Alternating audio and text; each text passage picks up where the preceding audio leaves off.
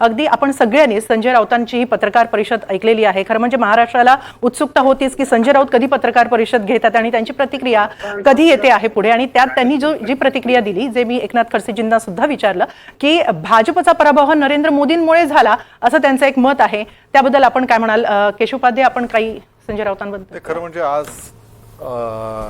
जेत्याने आज संजय राऊतांना काय त्यांच्या पक्षाला उभाठा गटाला 10-11 जागा मिळाल्यात।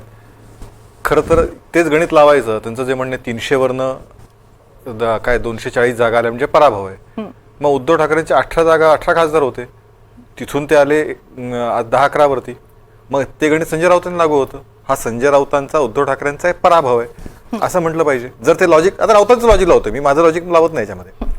त्यामुळे मुळामध्ये असं आहे की स्वाभाविक आहे महाविकास आघाडीला भारतीय जनता पार्टीपेक्षा जास्त जागा मिळाल्यात, पण आजही भारतीय जनता पार्टीचा नंबर 1 सर्वाधिक महाराष्ट्रातली जागा भारतीय जनता पार्टीच्या आहेत। भारतात भारतीय जनता पार्टी सर्वाधिक जागा आहेत। सरकार येण्याचं सगळ्यात जास्त की सरकार येईल ह्याच्याबद्दल सर्वांच्या मनात निशंक आहेत, ते म्हणजे मोदीजीच पुन्हा पंतप्रधान होतील।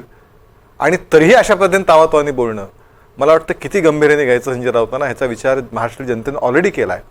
किंबहुना जर आज चांगलं यश मिळालं असेल, काय 8-10 जागा 10-11 जागा त्यांच्या आल्यात, त्याच्याबद्दल खरं तर आज तरी एक प्रकारे 8-10 जिंकल्यानंतर तरी एक प्रकारे चांगल्या पद्धतीने ते यश स्वीकारता आलं पाहिजे, पण त्यांना यश सुद्धा स्वीकारता येत नाही हे या निमित्ताने दिसतं।